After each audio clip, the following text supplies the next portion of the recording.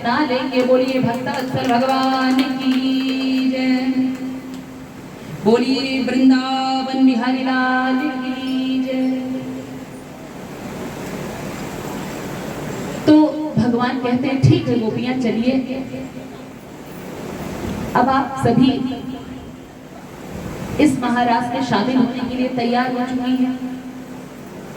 तो भगवान महाराज करने के लिए सारी गोपियों को इकट्ठा करते हैं।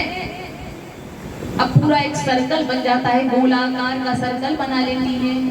ठीक है, कौन? गोपियां। और जितनी गोपियां उतने हमारे ठाकुर जी, हमारे ग्वाल कन्हैया।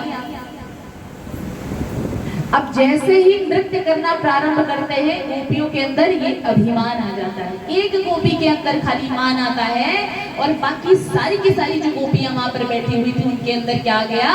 अभिमान। क्या अभिमान आ गया कि देखो देखो ये कन्हैया, ये परब्रह्म परमेश्वर हमारे साथ रास लीला करेंगे, नृत्य करेंगे और हमें भी इनके साथ नृत्य करने का अवसर मिल रहा है। हमसे ज्यादा तो भाग्यशाली कोई हो ही नहीं सकती। और जैसे ही ये अभिमान आया गोपियों के अंदर, भगवान उसी समय अंतर ध्यान हो गए। बोलिए भक्तवत्सल भगवान, आपकी सारी की सारी भक्ति धरी रह जाएगी। यदि जीवन भर भक्ति किया और एक क्षण के लिए भी यदि अभिमान आया तो भक्ति वहीं के वहीं धरी की धरी रह जाती है हमारा। तो एक गोपी जिसके अंदर मान आया था वो गोपी कौन है? वो गोपी है राधा रानी। बोलिए राधा रानी सरकार की जय। राधा रानी सरकार पूरीवा तरफ जा रहे हैं। यहाँ पर राधा नाम नहीं संबोधित हुआ है। अब आपके मन में विचार आ रहा होगा गोपियों के साथ यदि राधा मैया का यहाँ पे जिक्र आया तो गोपी क्यों संबोधित किया गया है, राधा क्यों नहीं? क्योंकि सुखदेव जी जो भगवान है उनकी परम गुरु है राधा रानी सरकार। और यदि राधा नाम उन्होंने ले लिया ना तो 6 महीने की समाधि लग जाएगी। कितने? 6 महीने की समाधि। और जब 6 महीने की समाधि लग जाएगी तो परीक्षित को 7 दिन का कथा सुनाकर परीक्षित का कल्याण कैसे करेंगे? बोलिए भक्तवत्सल भगवान। तो इसीलिए यहाँ पर राधा रानी को भी गोपी नाम से संबोधित किया है। तो उन गोपी के साथ भगवान चलते हैं, लेकर उनको अब थोड़ी दूर जाते हैं। इस यानी कि राधा रानी को भी थोड़ा सा अहंकार आ गया। मान आना तो ठीक है, अभिमान नहीं आना चाहिए। इनके अंदर भी अभिमान आ गया कि देखो देखो बाकी की गोपियों को छोड़ दिए और कन्हैया हमारे साथ सिर्फ अकेले मुझे अवसर मिलेगा इस दिव्य रास में शामिल होने का।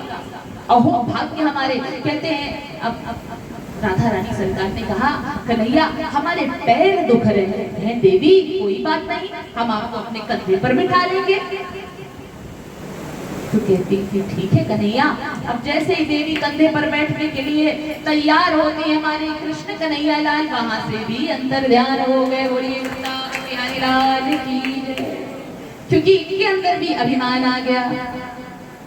अब सारी की सारी गोपियां तो भैया बिहबल हो गई कि कहां गए हमारे प्राणनाथ। अब तो प्राण भी गोपियों ने किसको समर्पित कर दिया है? कन्हैया को समर्पित कर दिया है। प्राण निकल भी नहीं सकते और रह भी नहीं पा रहे हैं। तड़फड़ाने लगी सारी की सारी गोपियां। वहां के जड़ चेतन सारे जितने भी पदार्थ हैं सबसे पूछती है, जड़ से भी पूछती है, तुलसी मैया से पूछती है, पहाड़ों से पूछती है, मिट्टी से पूछती है, सबसे पूछती है अरे कहीं देखा क्या तुमने हमारा कन्हैया? कहाँ चला गया हमारा कन्हैया? इतनी भाव विभोर हो गई उनको कन्हैया के अलावा कोई दिख ही नहीं रहा है कि हे प्राणनाथ कहाँ चले गए?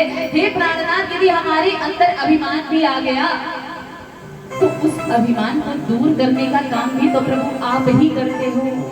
इस तरीके से अतृप्त अवस्था में छोड़कर आप हमें कहाँ चले गए? हे कन्हैया जल्दी आओ नाथ, जल्दी आओ, शीघ्र आइए, हमें दर्शन दीजिए, हमारे साथ रास करिए।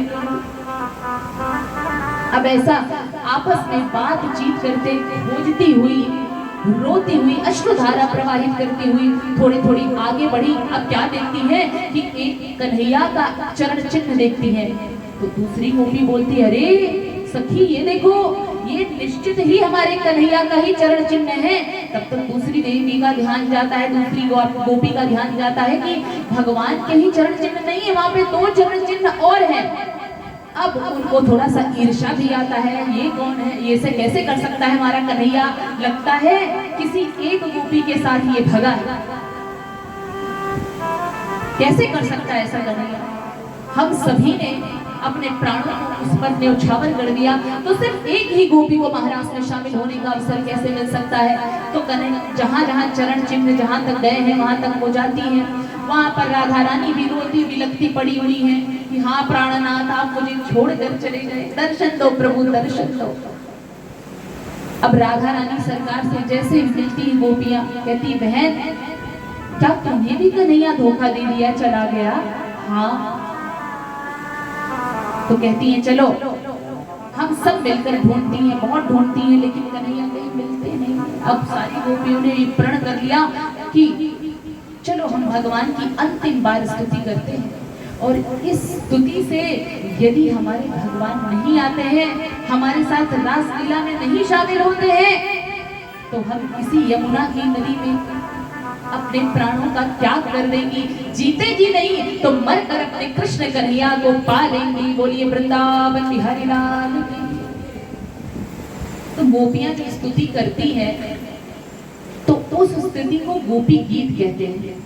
गोपी गीत गाता, जो गीत गाएंगे वो गीत क्या है, गोपी गीत। ये श्रीमद् भागवत महापुराण का प्राण माना जाता है। गोपी गीत का वर्णन किया गया है 5 अध्यायों में, महाराज का वर्णन आता है। ये 5 अध्याय जो है 5 प्राण माने गए हैं। जैसे कि 5 तत्वों से हमारा शरीर बना हुआ है, यदि 5 तत्वों से हमारा शरीर नहीं बनता तो ये शरीर होता ही नहीं। क्षिति जल पावन गगन समीरा पंच रचित अधम शरीरा। तो ये जो महाराज का अध्याय आता है 10वें स्कंद में, ये 5 प्राण माने गए हैं। श्रीमद् भागवत महापुराण का ये प्राण है और ये गोपी गीत। तो चलिए हम भी गोपी गीत के माध्यम से भगवान की स्तुति करते हैं।